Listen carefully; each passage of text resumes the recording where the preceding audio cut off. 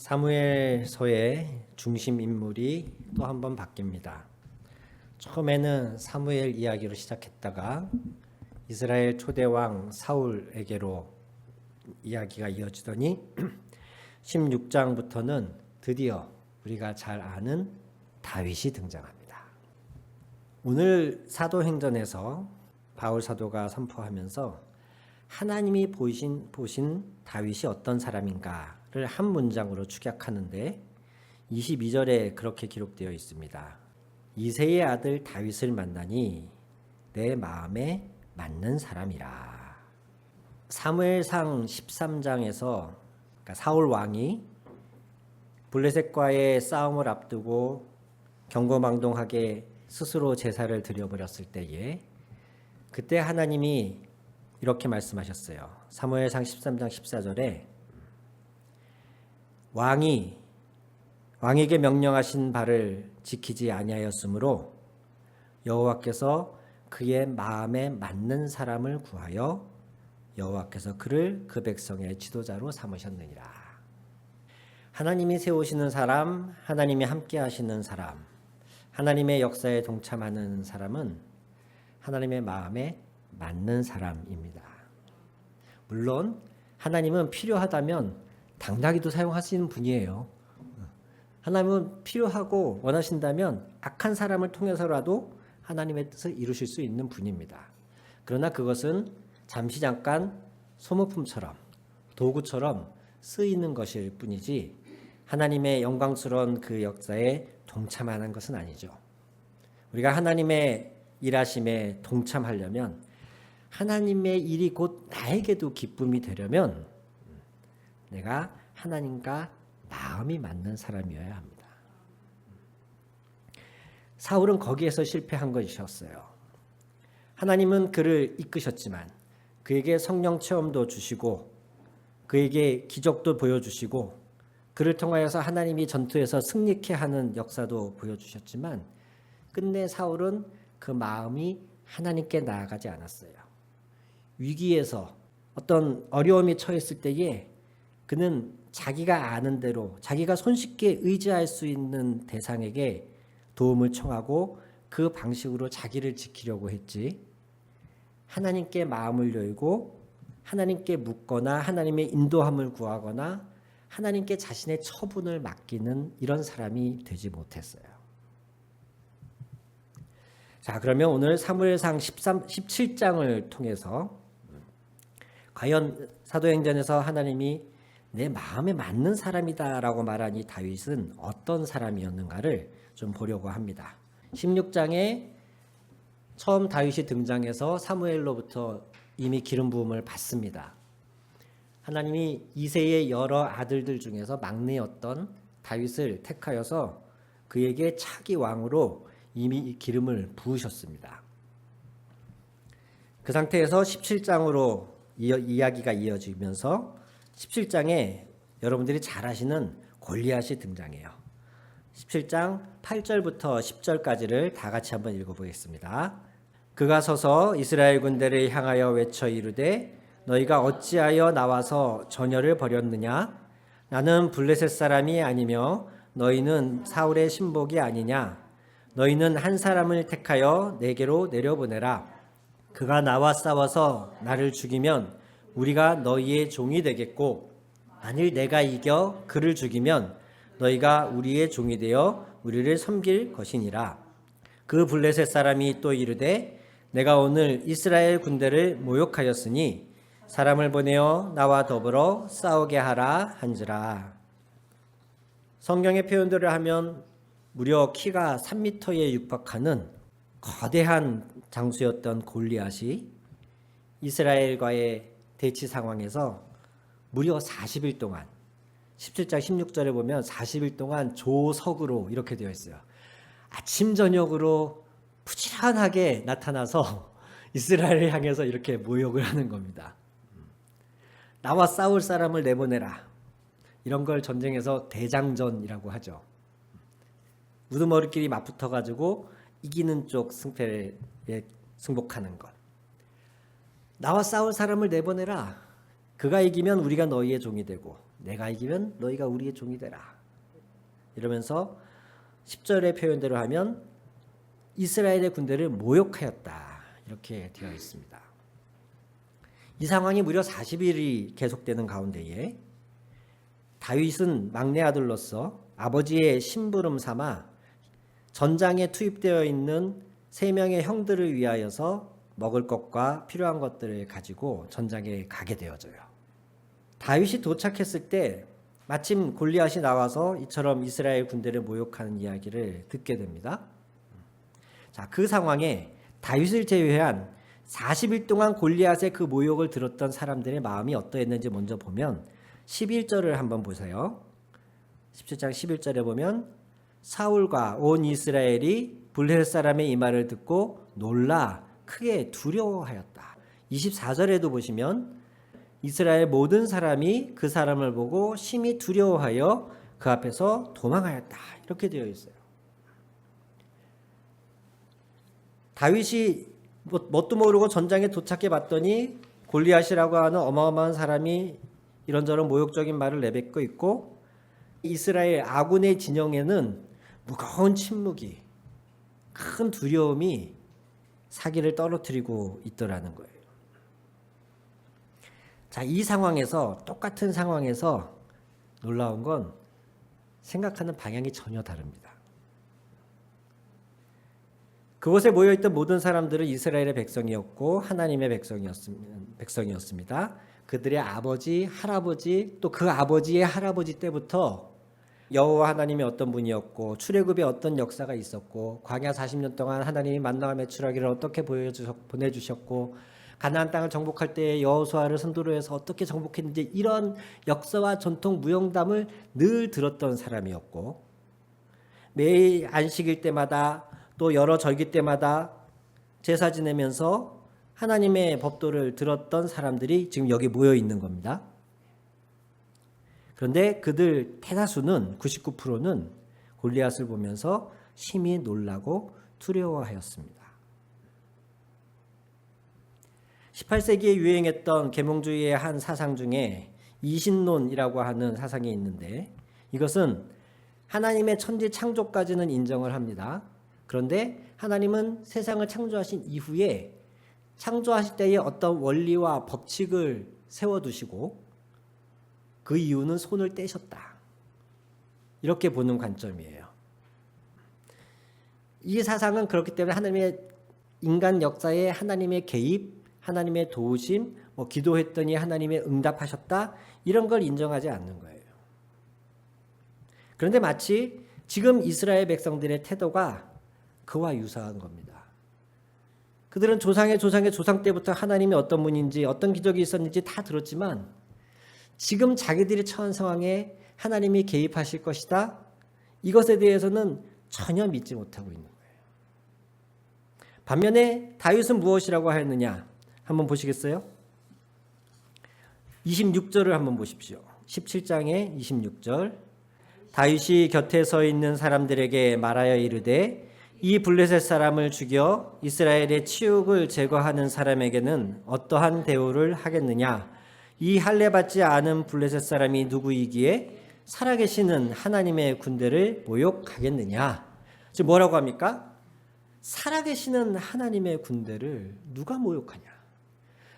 다윗이 볼 때 지금 이 눈앞에 있는 이스라엘 백성은 단순한 군인들이 아니고 살아계시는 하나님의 군대였어요.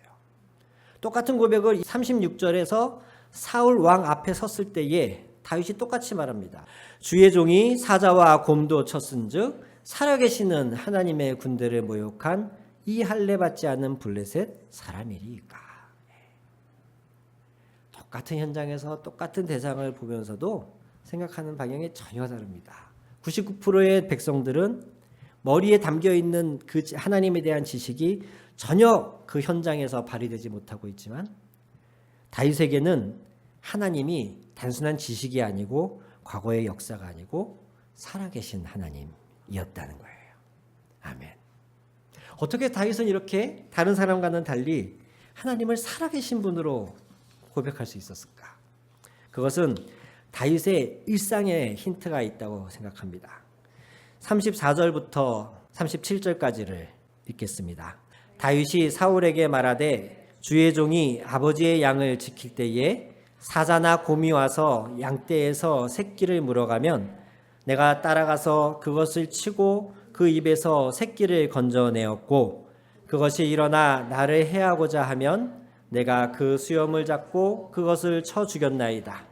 주의 종이 사자와 곰도 쳤은즉 살아계시는 하나님의 군대를 모욕한 이 할례 받지 않은 블레셋 사람 이리이까 그가 그 짐승의 하나와 같이 되리이다. 또 다윗이 이르되 여호와께서 나를 사자의 발톱과 곰의 발톱에서 건져내셨은즉 나를 이 블레셋 사람의 손에서도 건져내시리이다. 사울이 다윗에게 이르되 가라 여호와께서 너와 함께 계시기를 원하노라. 아멘. 이스라엘의 왕이 없을 때에는 사실 이스라엘 민족들은 가나안 땅을 이미 정복하고 있었지만 날마다 긴장하고 살았어야 됩니다. 왜냐하면 그들이 가나안의 여러 다른 민족들을 완전히 몰아내고 그 땅을 차지한 것이 아니고 군데 요소에 여전히 가나안 8족속들이 살고 있었거든요.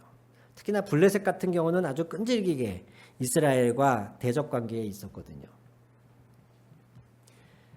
왕도 없고 상비군도 훈련된 군대도 없는, 그러니 무슨 발전된 전략과 전술이라고 할 수 있는 것이 전무하던 이스라엘은 위기가 닥칠 때마다 하나님께 간구하는 방법밖에 없었어요.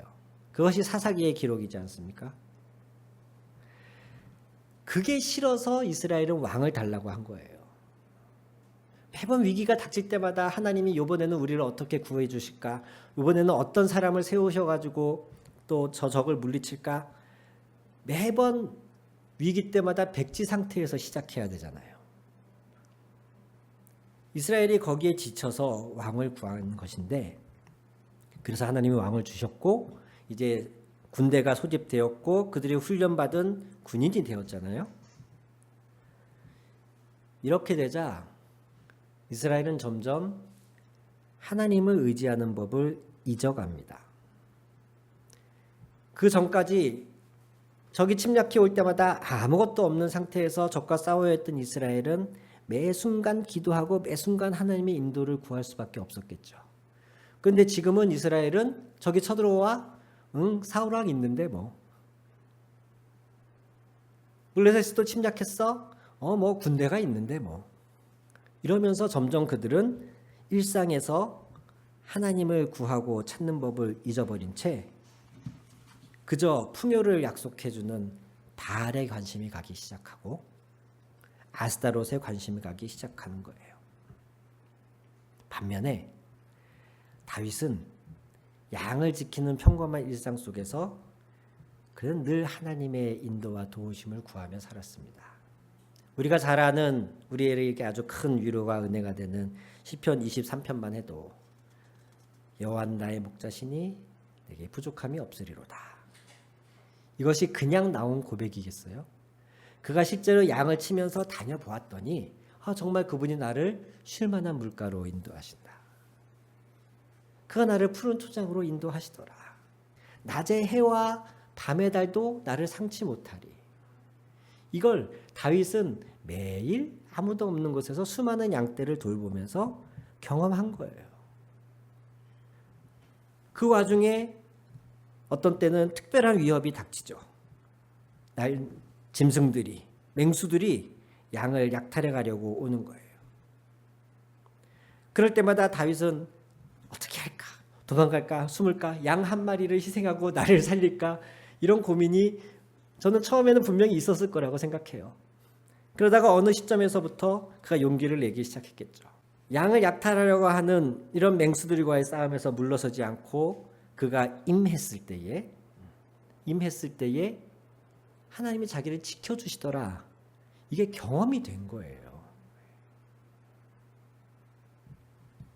때문에 다윗에게는 더 이상 하나님이 과거의 하나님, 역사 속의 하나님이 아니라 오늘도 어디에 좋은 풀이 있을지, 어디에 맑은 시내가 흐르는지를 알려주시고 인도하시는 분, 오늘도 위험으로부터 나와 우리 양떼를 돌봐주시는 분, 이것이 다윗의 일상에서의 경험이자 신앙이었기 때문에 그의 눈에는 하나님은 살아계신 하나님이었다는 거죠. 인류 역사 가운데에도 유럽과 이어서 미국과 우리나라에 기독교가 들어오기까지에 거쳐왔던 지역들이 평균적으로 국민 소득이 2만 달러를 넘는 시점에서부터 교회가 비어가기 시작한다는 겁니다. 어느 지역이냐 어느 나라냐와 상관없이 사람들이 먹고 살만해지면, 전에는 병들고 돈이 없으면 어떻게 해요? 기도하는 수밖에 없었잖아요. 그런데 이제 병들어도 실비보험이 있어요. 그러니까 사람들이 한 번 가도 될 병원을 2번, 3번 가잖아요. 그러니까 기도할 일이 없는 거예요. 전에는 경제적인 어려움이 닥쳤는데 모아놓은 돈이 없고 그러면 기도하는 수밖에 없었잖아요. 그런데 이제는 주식에, 채권에, 부동산에 투자해 놓은 것들이 있어요. 그러니까 하나님께 기도할 일이 없어지는 거예요. 전쟁에서의 승리는 전쟁이라고 하는 거대한 위험에서 하나님의 돌보심을 입는 것은 거의 기적과 같은 일이죠. 그런데 그 기적이 닥쳤을 때 갑자기 오는 것이 아니고요. 우리가 일상에서 하나님과 동행하는 삶을 살아갈 때에 그것의 연장선으로 우리에게 오는 겁니다. 다윗이 매일매일 양을 지키는 가운데에 하나님의 인도하심을 경험했기에 그에게는 살아계신 하나님이었고, 그가 아무 사전 정보 없이 전장에 도착했을 때에 이스라엘 군대를 모욕하는 골리앗의 소리를 들었을 때 그는 늘 경험하고 살아계신 하나님의 관점에서 그 소리를 들으니까 그는 두려움이 아니라 분노가 일어나는 거죠.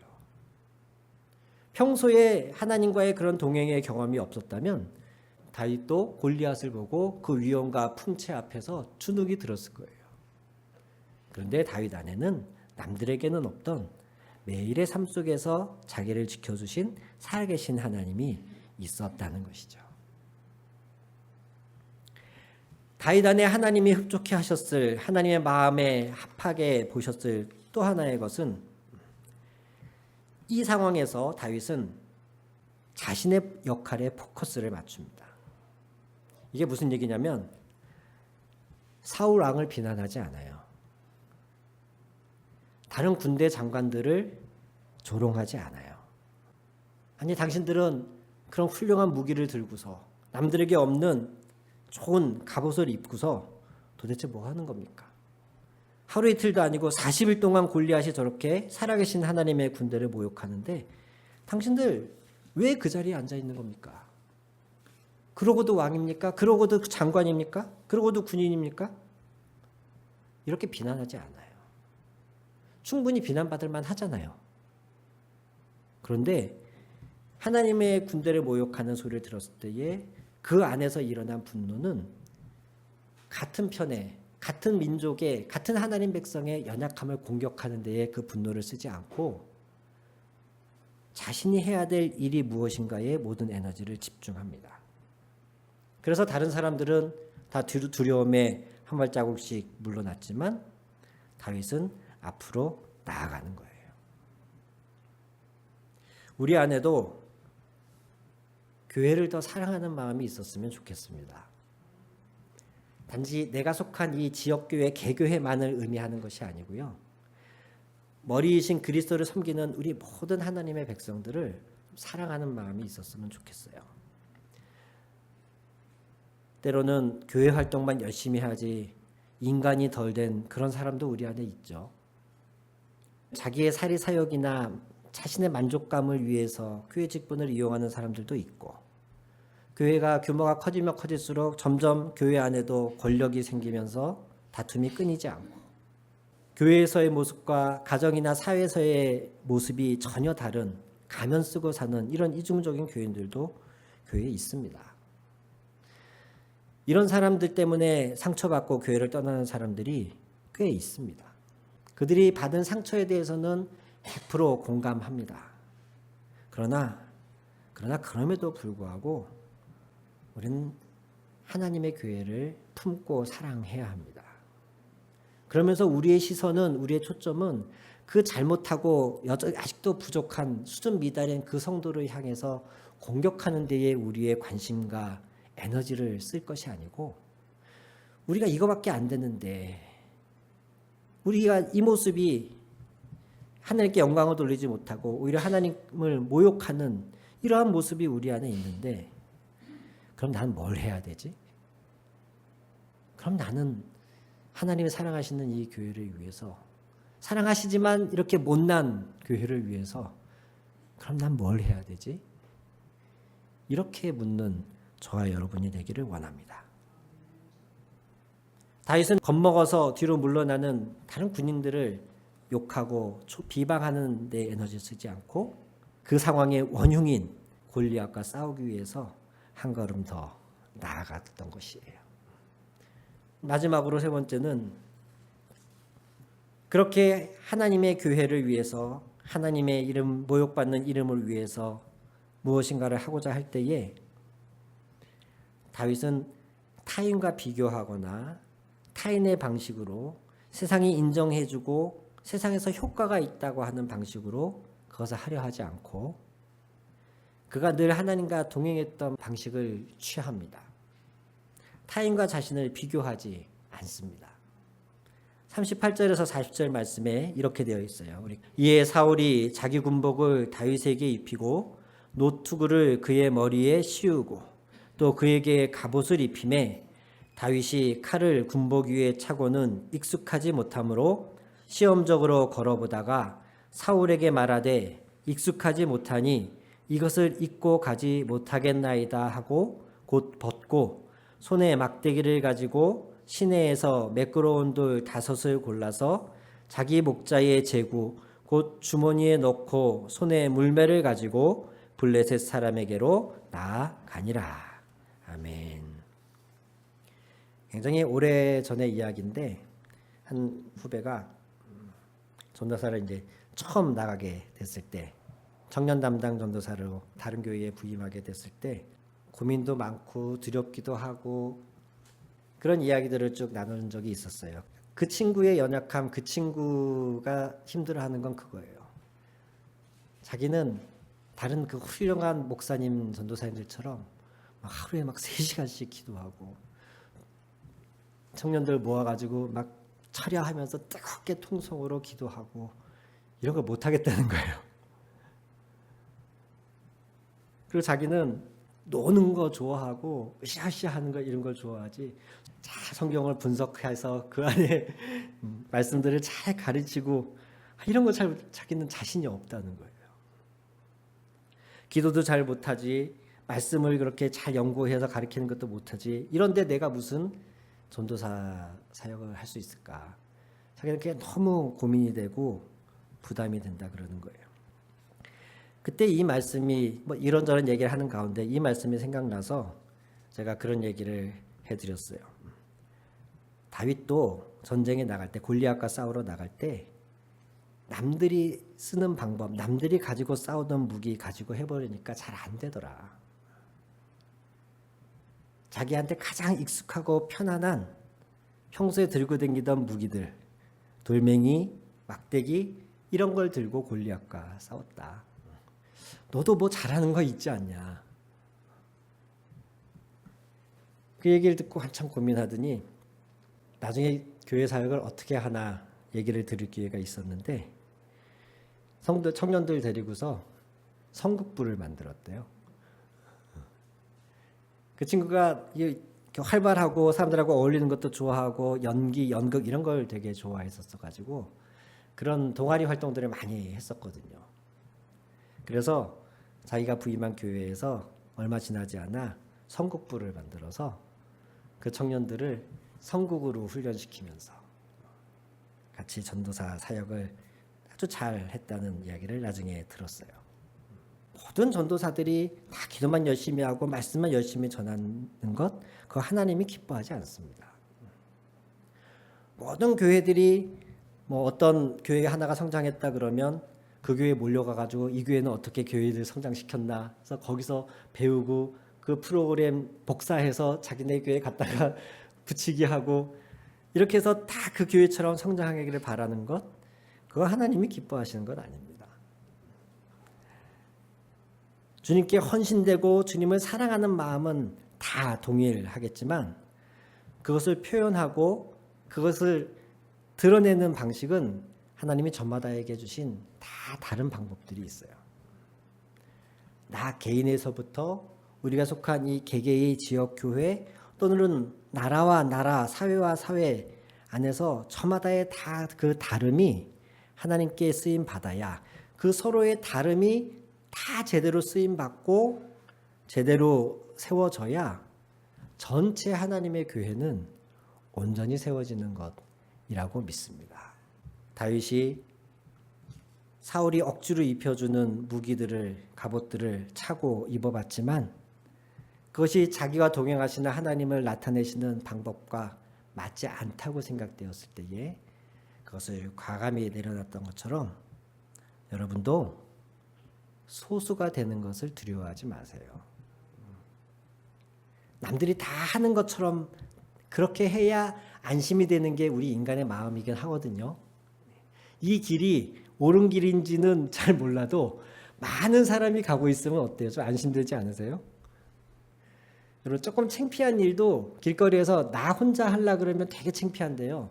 한 3명만 같이 있어 보세요. 그럼 왠지 조금 용감해집니다. 그래서 사람들이 점점 자기의 세력을 모으려고 하는 거예요.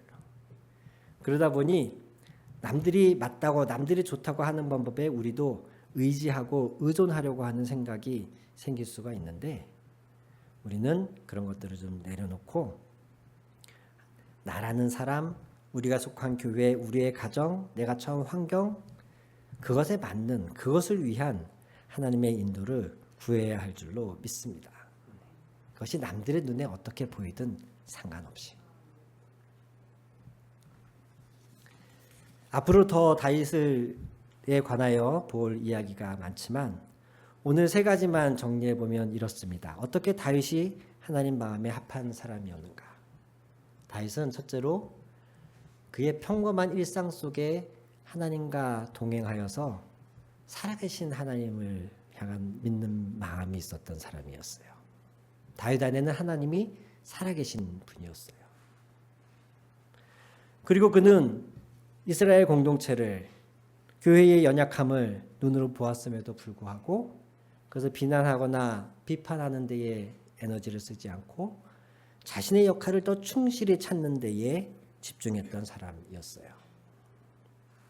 그리고 마지막으로 3번째, 그는 그 자신의 역할이라고 생각되는 것을 누구와 비교하지 않고 내가 그렇게 했을 때 어떤 결과를 가져올까?